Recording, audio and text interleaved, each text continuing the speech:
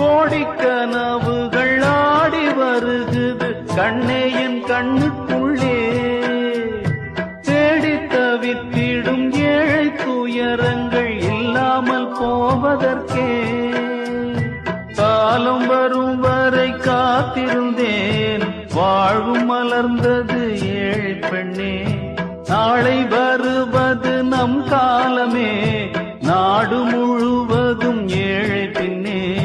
மருது பாண்டி பாட்ட கேளு, மலை போல் துன்பம் பனி போல் தீரும் சிங்கார செல்வங்களே.